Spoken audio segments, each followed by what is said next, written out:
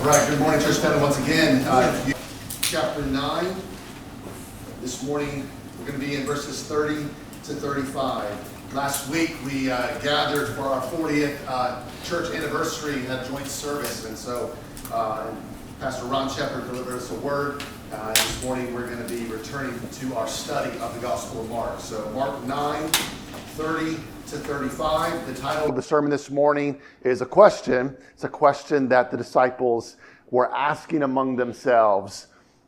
Who is the greatest? Who is the greatest? So let's read the text, open us in a word of prayer, and then we'll jump into the sermon this morning. Mark 9, beginning in verse 30.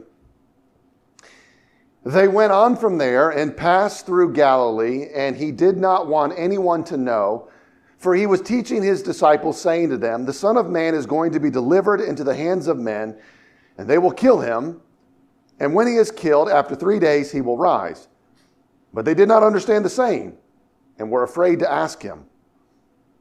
And they came to Capernaum, and when he was in the house, he asked them, what were you discussing on the way? But they kept silent. For on the way they had argued with one another about who was the greatest. And he sat down and called the 12, and he said to them, if anyone would be first, he must be last of all and servant of all. Let's pray. Lord, this morning as we come to a story where we see this contrast of how the disciples view greatness and how Jesus views greatness, Lord, we recognize that we have much to learn.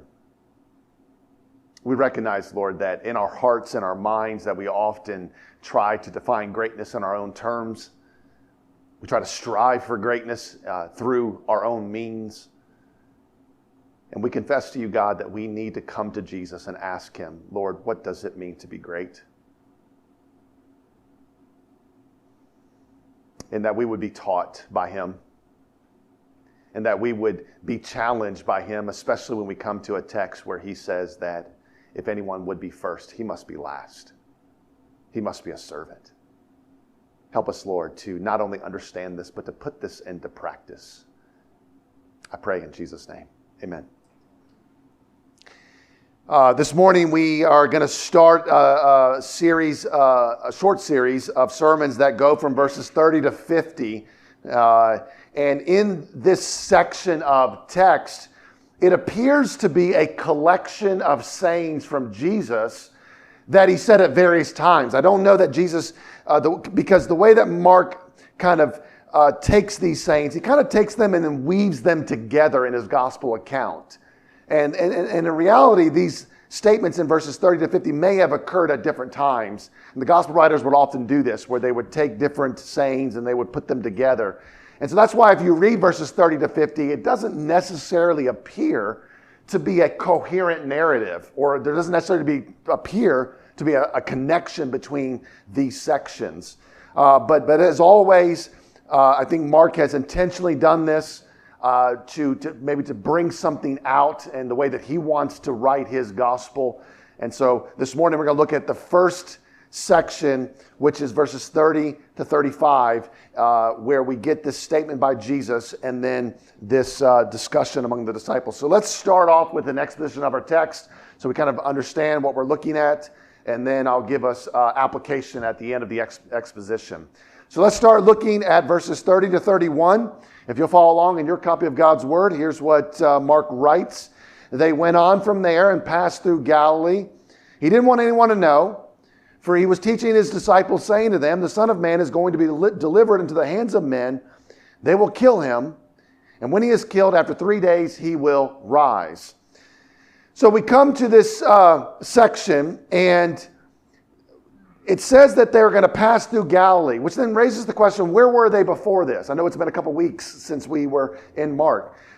And the last location that we're given is Caesarea Philippi. If you remember, that's where they were back in chapter 8, verse 27. That's the last location we know of. Now, Caesarea Philippi is 25 miles north of Galilee. So it appears they're coming, which is outside of the probably Gentile territory. And now they're going to come back through, but he doesn't want to stop through Galilee. He's just going to kind of pass through Galilee. And so as he travels back through Galilee, Jesus does not want anyone to know that he is there. Which is interesting because isn't that the reason Jesus came? Is that people would engage him? Jesus did not come to hide from people. He came to engage people. However, there were particular times in his ministry where Jesus wanted to remain covert. And he has reasons for it. Now, what is his reason here? Mark tells us his reason is that tells us the reason, he was teaching his disciples about his death and resurrection. Now, as we've seen in the gospel, Jesus drew large crowds. Sometimes these crowds would be 5,000, 10,000, 20,000 people. He couldn't go anywhere without people flocking to him for healing and for teaching. But right now, Jesus has a specific mission. And his mission right now is to privately teach his disciples about his death and his resurrection. 3 times in the Gospel of Mark, Jesus tells his disciples specifically about his death and his resurrection. What's interesting about all 3 of those times, he only tells it to the disciples. Jesus did not openly talk about his death and his resurrection to the crowds. He only privately told his disciples. Jesus tells them, the Son of Man is going to be delivered into the hands of men. That Greek word for delivered is the same Greek word for betrayed. Which means that when Jesus says this, he may have Judas in mind. He may have Judas in mind. But the Greek word for delivered is a passive verb, which may signify a divine passive, meaning he's saying that God will deliver him. Now we know from Romans that Paul says that God delivered him over, right? So Jesus may have an idea here that God the Father is going to deliver over his Son to the hands of men. After he is delivered, these hands of men are going to kill him. And after he is killed, 3 days later, he will rise from the dead. And at the end of this month, the last day of this month, we're going to or the last weekend of the month, we're going to celebrate Good Friday and Easter. And we will see that Jesus' prophecy came true. That what he said happened, actually happened. Let's look at verse 32. But they did not understand the saying. They were afraid to ask him. Now, Luke writes that what happened at this point, Mark doesn't include this, but Luke inserts this phrase here. They were all marveling at everything he was doing. If you remember that 3 of the disciples had gone with Jesus up the mountain to see him transfigured before them. They saw Jesus in all his glory standing beside Moses and Elijah. And then when he comes back down, all 12 of the disciples saw Jesus cast out a demon from a boy, a demon that 9 of them couldn't cast out. And so they're all kind of like in awe. They've got their jaw, they're just marveling at Jesus, at everything he's doing. And now, all of a sudden, Jesus is talking about being delivered into the hands of men, being killed. It's no wonder they didn't understand this saying. They're still on cloud 9. They're still marveling at all the miracles that Jesus had just done. And Jesus begins to teach them about his death. For the second time in Mark, up to this point, the disciples do not understand the passion narrative that Jesus was teaching them. They don't understand. Right? Now we might think, well, why not just ask him? Right? It's interesting. People, somebody told me this the other day that like somebody in the church didn't understand something, and they were telling him like, well, you could just email Pastor Matt and just ask him. Like, just ask. If you don't understand something, just ask. Right? And so the question we have here is, if you don't understand, just ask. Just ask Jesus. Why? Isn't that the easiest thing to do? Is just ask. But they were afraid to ask him. Now, why were they afraid to ask him? Maybe they were afraid to hear something they didn't want to hear. You ever like not sure of something and you're like, I want to ask, but I'm afraid to hear the answer? Maybe they were afraid to hear the answer. Maybe they were afraid to be rebuked as Peter was. The last time Jesus taught them about his death, Peter spoke up and he got rebuked. And they're like, no, I'm not being told I'm Satan.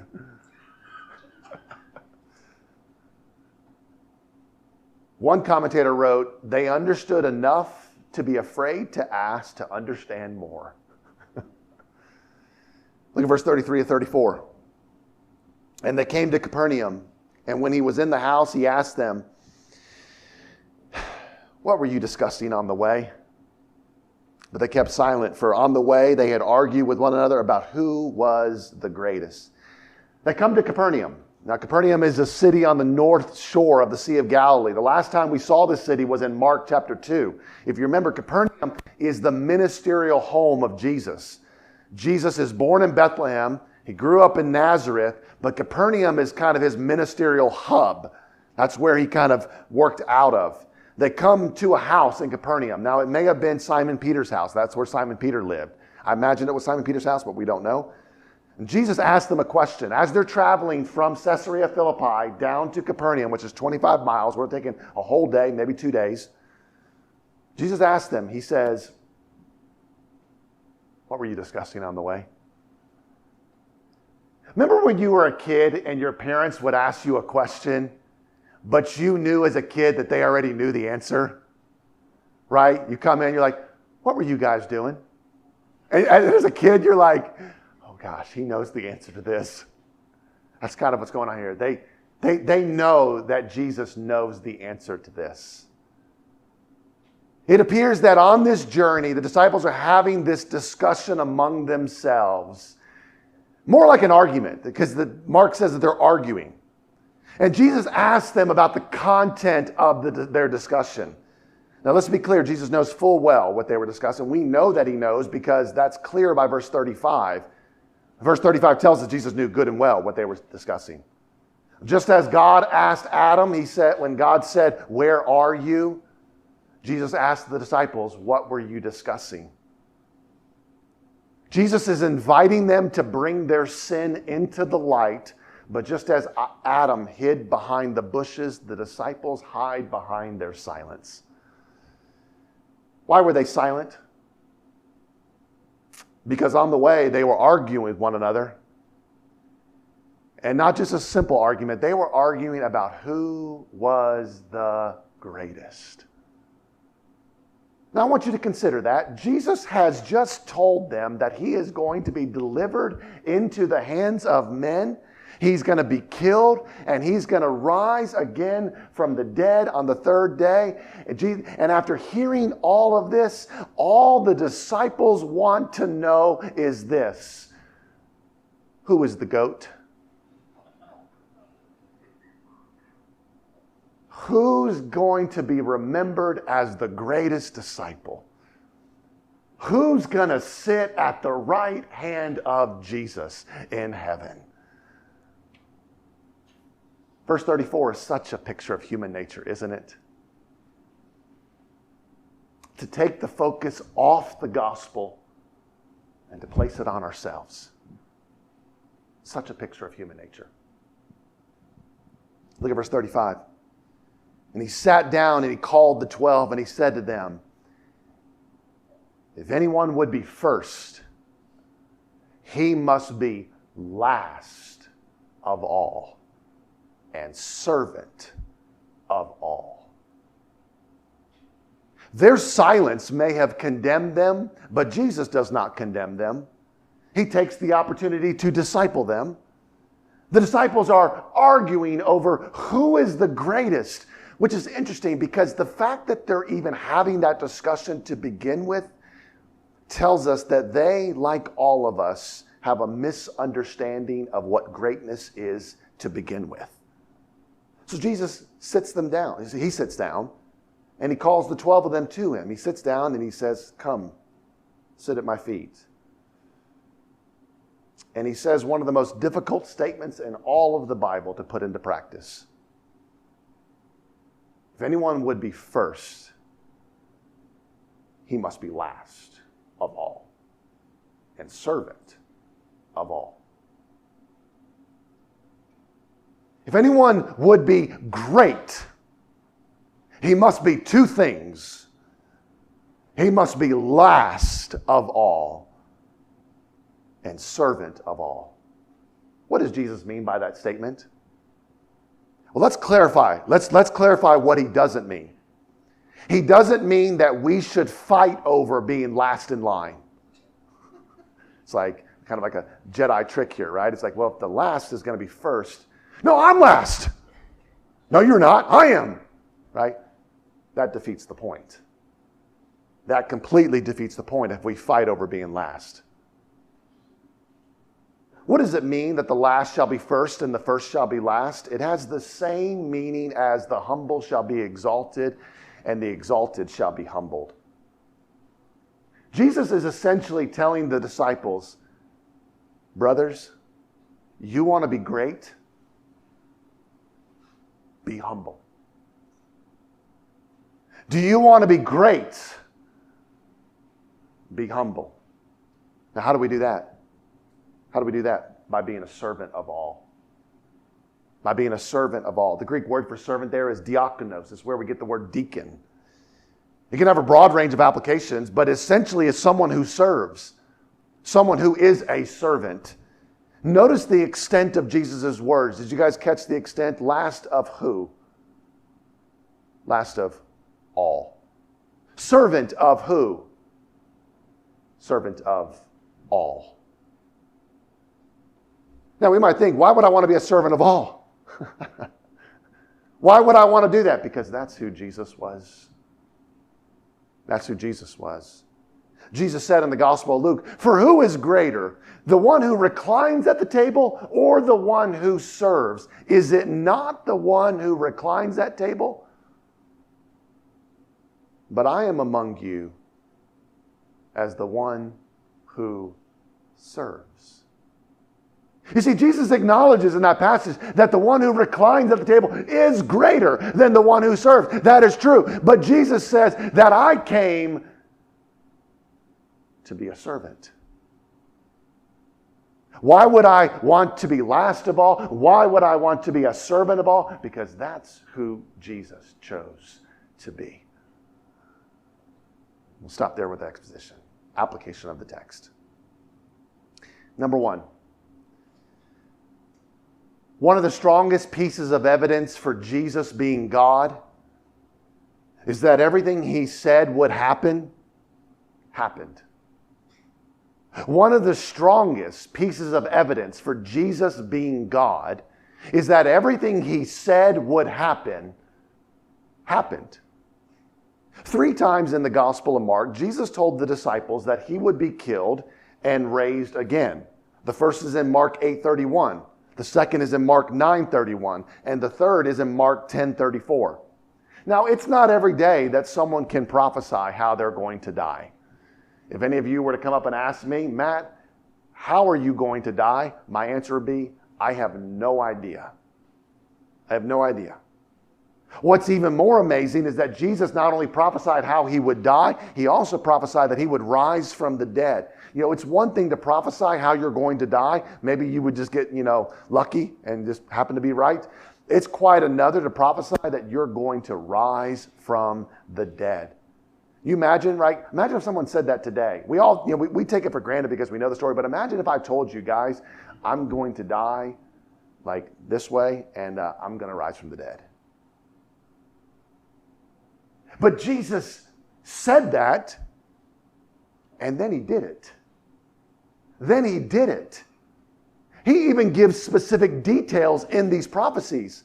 In chapter 8, verse 31, which we've already looked at, Jesus said that he would be rejected by the chief priests, the elders, and the scribes. That happened. In chapter 9:31, Jesus said that he would be delivered into the hands of men. That happened. And if it means betrayed there, that happened at the hands of Judas. And ultimately, it happened at the hands of God. In chapter 10:34, Jesus said they will mock him, they will spit on him, and they will flog him. That all happened too. And in all 3 of those prophecies, Jesus said that he would rise from the dead after 3 days. And that happened as well. You see, one of the strongest pieces of evidence that Jesus was God is that everything he said would happen actually happened. I like what C.S. Lewis wrote, A Mere Christianity. I know many of you read that book before. I like what C.S. Lewis wrote, A Mere Christianity. He says, this is what Lewis writes.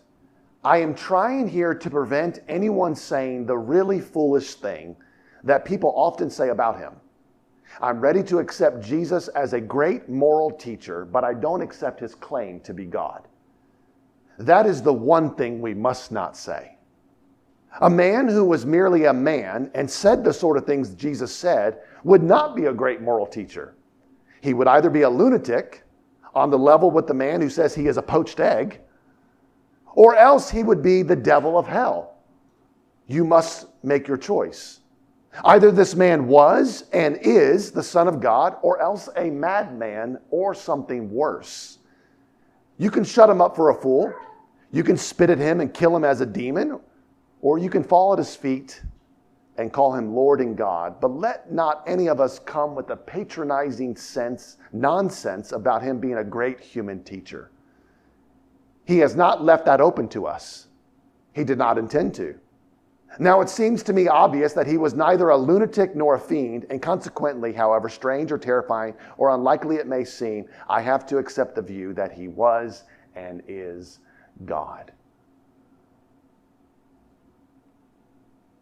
Just as a side note, in case anybody, William Lane Craig said that the liar, lunatic, or Lord option, he says actually that's not actually true. He actually kind of debunks C.S. Lewis's three options. He said there's actually a fourth option, which is he could be a legend. In other words, he doesn't have to be a liar, lunatic, or a Lord. He also it could just be a legend. But he says, look, but the way that Lewis addresses this, though, even though it's before, that legends don't have these kind of details. Legends don't have real people. When you write a legend, right, there are real historical people that are written in the gospel account. Legends don't read that way. And so that also doesn't hold water as well. Number 2, Jesus prepared the disciples for what lay ahead. He will prepare us as well. Jesus prepared the disciples for what lay ahead. He will prepare us as well. It's interesting to me that Jesus did not want anyone to know that he was passing through Galilee, which signifies to us that, as Luke wrote, he had set his face to go to Jerusalem. Luke 9:51. Jesus, primarily at the beginning of his ministry, had his face set towards the crowds, to minister to the crowds. But then there's a shift in the Gospels, where his face is no longer set towards the crowds. It's now been set to Jerusalem. He is set to go and die, and he's on his way to go and die. Now remember, these disciples have left everything to follow Jesus. Peter will later say in the Gospel of Mark, see, we have left everything to follow you, Mark 10:28. And so imagine if you had left everything to follow someone. Like, this would be like, imagine if you uprooted your whole family, your whole life, to go work for a company, and after you've been working there for 6 months, the CEO told you, guys, we're going to be bankrupt in a few months. I left everything to follow you. That's what they're thinking. That the disciples are like, we have left everything, and you're telling us that you're going to die? We can only imagine how difficult that would be to hear that they have literally left everything to follow their leader, their shepherd, their Lord, and he's saying he's going to be killed. But I want you to see that Jesus takes the time to prepare his disciples for what lay ahead. He doesn't just imagine how more difficult it would be if he didn't tell them this. Imagine if he just, all of a sudden one day, they're like, where's Jesus? Oh, he's getting crucified.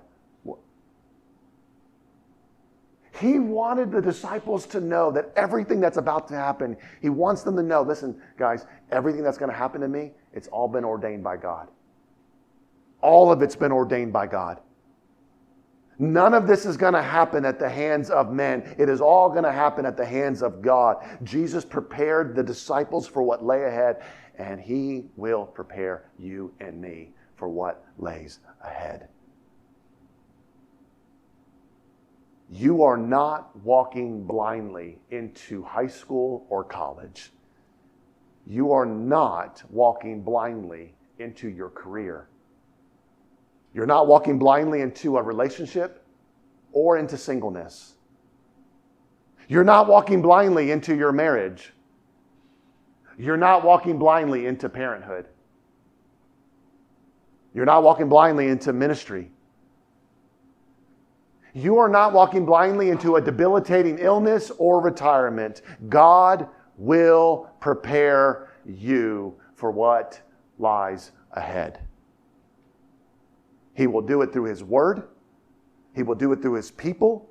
He will do it through circumstances. He will do it through prayer. Jesus took the time 3 times to prepare His disciples so that they would be prepared for this. He will do the same for us. He will prepare us for what lies ahead. You're not walking blindly into anything. Number 3, only by climbing a mountain of death does God enable us to climb a mountain of glory. Only by climbing a mountain of death does God enable us to climb a mountain of glory. Mark has this interesting sandwich in his Gospels. Mark kind of gloriously makes these sandwiches in his Gospels. Here the sandwich is death, glory, death. Death, glory, death. We see it, right? In Mark 8:31-37, Jesus tells His disciples that He's going to die. And He tells them, look, anybody who wants to follow me is going to die as well. And then right after this, Jesus takes them up the mountain to see His glory. And then right after that, they come back down the mountain. And it's back to death. And He tells them He's going to die. So it's death, glory, death. It's as if Jesus wanted them to know that this glory awaits all of you. Part of the one of the reasons is like, what was the purpose of the transfiguration? It's that it's sandwiched in between 2 accounts of death, and He wants them to know, listen, this is what awaits. I'm going to die. And He tells them here, and He tells them here, but right in the middle is this mountain of glory, and He wants them to know that even though I'm going to die, fear not, because this awaits you. My glory awaits all of you. They will see that glory of the only begotten Son. But He wants them to know that the path. Remember, Peter wants to stay up top. He wants to build these tents, but Jesus is saying, look, the path to see the glory, path to get to that glory, it's a path of death. Not just Jesus' death, but our death too. Remember when Satan tempted Jesus in the desert? Remember when He gave Him 3 temptations with the food and jumping off the temple and then bowing down to Him. Now, one of those temptations was a temptation to bypass the cross. He essentially is tempting Jesus. He says, look, you don't have to go to the cross to receive glory. You can have glory right now. I'll give you all the glory of this world. You don't have to go to the cross to receive glory. I'll give it to you all right now. This is why Jesus said to Peter, get behind me, Satan. Because Peter was trying to prevent Jesus from going to the cross. That temptation was not only given to Jesus, it's also given to us. Satan is still tempting us today. He's essentially tempting us, saying, look, you don't have to die to achieve glory. You can have glory now. You can have glory now. But Jesus wanted the disciples to know, He wants all of us to know that glory, it only comes through death. The path to glory is a path of death. Death on a cross. Death for Jesus, His cross, and death for us that we pick up our cross daily and we die. I think that this sandwich is intended to bring that out in Mark. Number 4. Whenever we don't understand, God is inviting us to ask. Whenever we don't understand, God is inviting us to ask. Multiple times in the Gospels, the disciples did not understand something that Jesus said to them. I counted seven different times that the disciples did not understand something. And if those are the ones that are recorded, how much more was it, right? Whenever we don't understand something, the obvious response is just ask. But they didn't. This is the only time in the Gospels where the writer tells us why the disciples didn't ask. Right? The other 7 times we're not told, exactly why they didn't ask, but now here in Mark and in Luke, they both tell us specifically why didn't the disciples ask? And the reason is they were afraid to. They were afraid to ask. Perhaps they were afraid of the answer. Perhaps they were afraid of being rebuked. Perhaps they were afraid of simply looking stupid. Remember, they're kind of thinking about who's the greatest, and it's like, well, if I'm the greatest, I surely don't ask. I know the answer. Now, fear is not the only thing that keeps us from asking. Pride, indifference, busyness.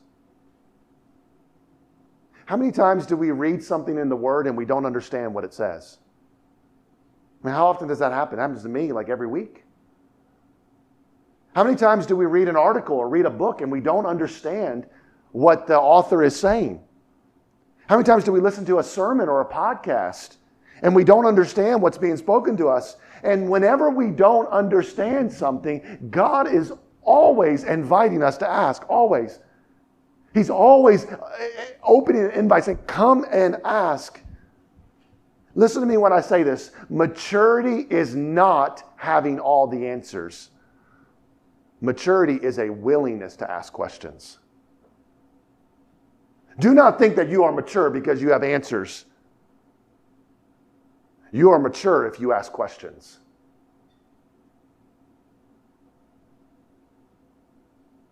Even when we're afraid to hear the answer.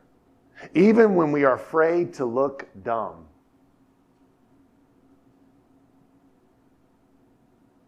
Five, there is a persistent and universal temptation to ascertain where we stand in the pecking order. There is a persistent and universal temptation to ascertain where we stand in the pecking order. You guys know what pecking order? I just realized y'all may not. Anybody not know what a pecking order is? Okay. Pecking order is, I'm getting into long. It's an idiom. I won't get into the literal meaning of it. It's an idiom to know, where do you rank? Right? It's a farming term, but where do you rank? Where am I first, second, third, 37th, right? I can remember early in my Christian walk, the desire to appear spiritual. And I can remember feeling validated when I was asked to teach or preach, right? I wanted to appear spiritual, and then when that desire was validated when somebody would ask me to teach or preach. And then when I would teach or preach, I would subconsciously compare myself to other teachers and preachers, right? I want to know, where do I stand in the pecking order? I can remember the first time I preached, some little lady came up to me and she was like, I just love that sermon. I like it a lot better than Pastor so-and-so's. And of course, there's this thing of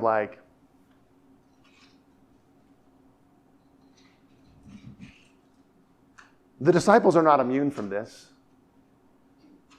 They had argued with one another about who was the greatest. I would love to know, how did that argument go? I would love to be a fly on the wall of that argument. How did that argument go, right? Hey guys, surely it's Simon Peter. I mean, he walked on water, right? Only one. Yeah, but Andrew, his brother, is the one who introduced him to Jesus. So I think maybe Andrew's the greatest. No, guys, it's John. He's the beloved disciple. He even says he is. Well, wait a minute. James is the older brother of John, so I think it's James. Well, what about Thomas? Thomas is the only one who's actually willing to die. He says, let's go die with Lazarus. Well, Matthew. Matthew is the wealthiest and has the most friends. Yeah, but Judas is the one entrusted with the money bag. Well, what about Philip? When the Greeks wanted to see Jesus, they came to Philip.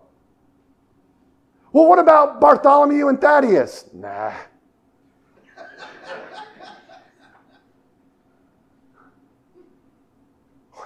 What a tragic scene.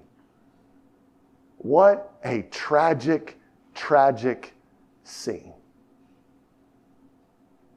David Garland writes this: the picture Mark presents has tragic comic dimensions. Jesus walks ahead in silence on his way to his sacrificial death while his straggling disciples push and shove, trying to establish the order of the procession behind him.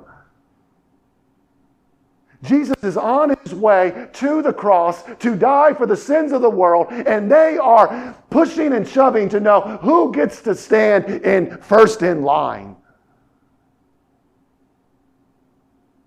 There is a persistent and a universal temptation to ascertain where we stand in the pecking order. And here's the thing, guys. The tragic thing is we can do this with almost anything.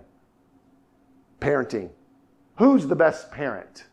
Right? We look around like, not you. It's probably me. I'm probably doing the best job parenting here. Serving. Well, yeah, you're on 3 teams. I'm on 6 teams. I've got, on the council list, I've got like six names there. It's probably me. Who's the most successful? Right? Who makes the most money at this church? Who's got the most degrees? And even if we don't have audible arguments, right? We may not have audible arguments. We have that audible argument with ourselves, don't we? Do we not make those comparisons in our minds? Here is the Son of God in their midst, teaching them about the gospel. And all they can think about is who is the greatest. There is only one way to defeat this temptation. There's only one way. And that's number 6. Number 6. In order to see Jesus, we have to look up at a cross and look up at the throne, thereby removing all comparison. In order to see Jesus, we have to look up at the cross and look up at the throne, thereby removing all comparison. You see, the disciples' problem was that they were looking horizontally. Here is Jesus hanging on a cross. Here is Jesus soon to be exalted on the throne, and their eyes, they're looking horizontally. It's possible that the 9 disciples, maybe they had discussed the fact that they were not chosen to go up the mountain. You ever think about that? Peter, James, and John. What's so special about them? Why were they chosen to go up there? Maybe when they came back down, they were like, what happened? What'd you see? He told us not to tell anybody. Oh, you can't tell anybody?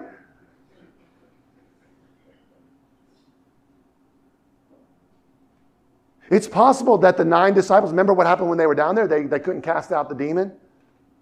Maybe they thought, are we B team? Are we lesser disciples? Could we not cast it out because Peter, James, and John were gone? Now, what's the problem with this? The entire discussion comes from a place of taking the focus off of Jesus and placing it on themselves. You know, one of the things I've realized is that when I begin comparing myself to others, what am I doing when I compare myself to others? I am only looking sideways, and I am not looking up. But here's the problem with that. There's only one way to see Jesus, and that's to look up. There's only one way to see Jesus, and that is to look up at a cross, to see him high and lifted up and crucified for the sins of the world. To look up at the throne and see him high and lifted up, seated on the throne above us all. And when I look up, I don't even see you. I don't know how you're doing parenting. I don't know how you're doing, because my gaze is on the King. Not only do I don't even care. I don't care where I stand in the pecking order when I look up, because there's Jesus. It doesn't matter where I stand in that pecking order. It doesn't matter if my parenting or my marriage or my Bible study or my preaching or my career is less than yours. It doesn't matter. Because there's a king on the throne. We have got to stop comparing ourselves to others and looking to that to validate ourselves. And start looking to the cross and looking to the throne.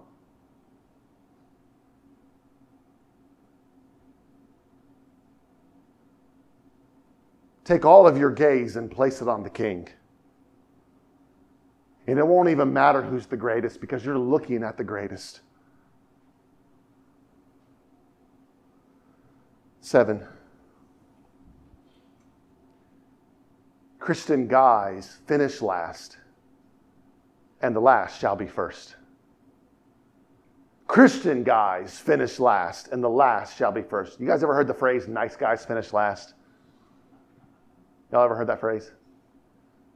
It's always like when the guy doesn't get the girl. Like, there's this like thought that like girls like bad boys, and then the nice guy doesn't get her, and it's like, well, nice guys finish last.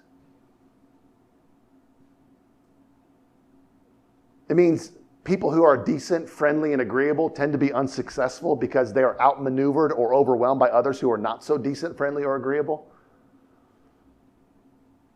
You see, it's not just that nice guys finish last, also Christian guys finish last. The disciples want to know who is the greatest. And Jesus tells them, if anyone would be first, if anyone would be what? Great. He must be last of all and servant of all. You see, Jesus is speaking unbelievably countercultural here, isn't he? Right? Is there any society, is there any context where the goal is to be last? Did any of your parents tell you, and again, it's good to be first in school and all that, but imagine if they were like, look, guys, I want you to be last. We're so conditioned to be first that we come to this idea, and this is so countercultural. Their culture of greatness was no different than ours. Jesus will later say about the scribes and the Pharisees, they loved the place of honor at the feast. They loved the best seats in the synagogues and greetings in the marketplaces and being called rabbi by others. The best place, it's interesting. I love the best place in the synagogue is no longer the front row, it's the back row.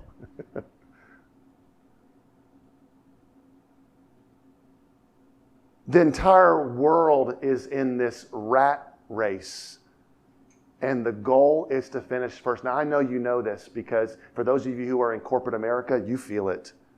The whole world is in a rat race. The goal is to be first.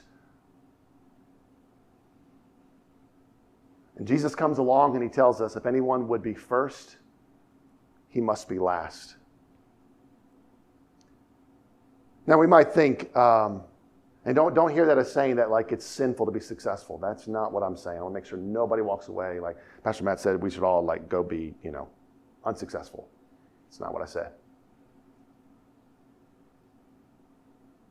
We might think, I don't want to be last. Who wants to be last? Why does Jesus say this? Why does Jesus tell us to be last of all? Because humility is the only currency in God's economy.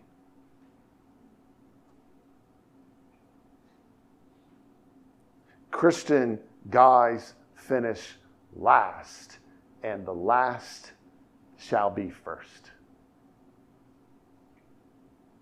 8, last point. Jesus called us to not just serve, but to be a servant. Jesus called us to not just serve, but to be a servant. We had a family member come in town recently, and we went to dinner, and she asked each of the boys, she went down the line and asked each of the boys, what do you want to be when you grow up? It's always hard when you're a kid and an adult asks you that question because you feel this pressure to have an answer, right? It's hard, especially like when you're 14 or you're 12. Sometimes even when you're in college. I ask some of you college students, what do you want to be? And you're like, I don't know. I'm like, what? Your parents are paying all this money and you don't know what you want to be?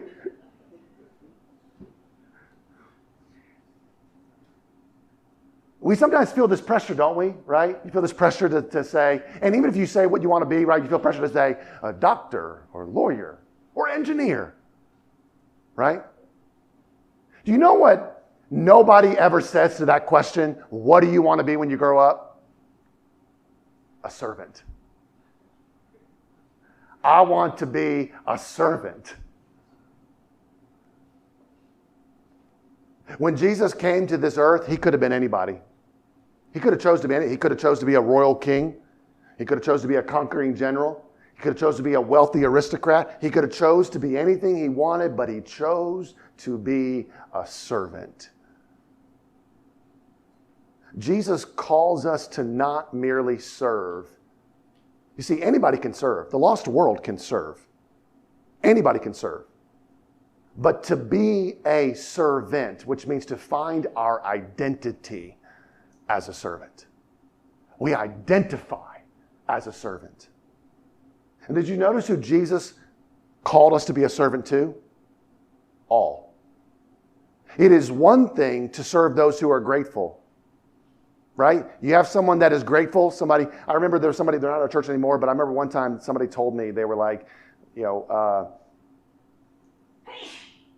it's so easy to serve because you always say thank you. And I realized, I was like, man, I guess I just assumed everybody said thank you. It's easy to serve when people are grateful. Those who are easy to serve, right? You ever have people like, you're so easy to serve? Those who return the favor of serving? But what about the 9 lepers who don't say thank you? What about the many in the crowds who see you as nothing more than a free vending machine? What about washing a disciple's feet that will later deny you, or washing a disciple's feet that will later betray you?